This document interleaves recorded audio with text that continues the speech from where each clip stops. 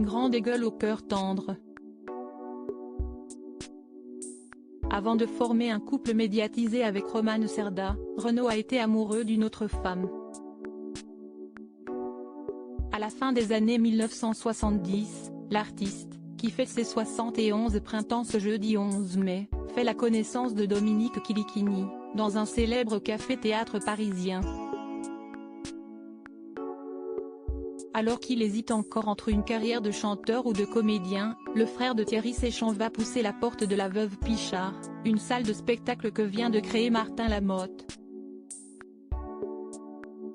Là-bas, il craque pour une des actrices de la troupe. Elle s'appelle Dominique. À l'époque, elle est mariée à un autre acteur, Gérard Lanvin. Mais leur couple bat de l'aile, ce qui n'échappe pas à Renaud, qui semble prêt à attendre le temps qu'il faudra, comme le précisent nos confrères de France 2 dans un numéro d'Un jour, un destin consacré à l'interprète de Mistral gagnant. Renaud fait alors tout pour séduire l'heureuse élue, qui ne tarde pas à tomber sous le charme de son partenaire sur scène. Pour autant, Dominique Kilikini ne rompt pas totalement le lien avec son mari Gérard Lanvin.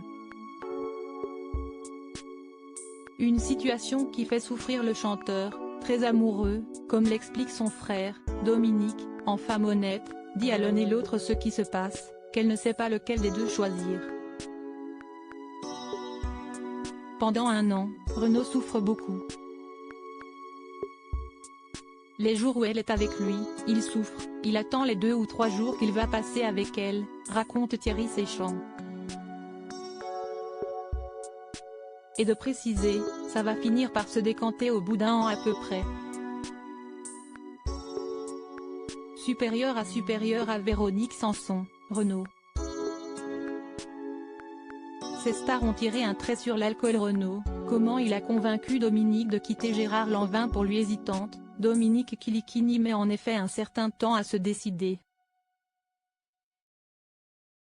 Mais Renaud, qui déploie toute son énergie pour lui faire comprendre qu'elle est la femme de sa vie, parvient à la convaincre qu'elle doit quitter son mari pour lui.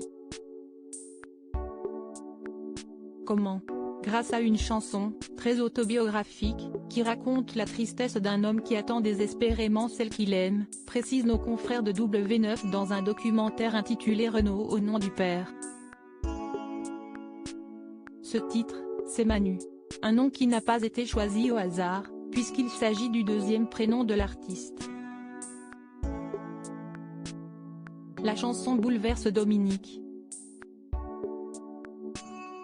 Après avoir longtemps hésité, la jeune comédienne fait le grand saut. Elle quitte un Gérard Lanvin blessé et meurtri pour Renaud, indiquent nos confrères.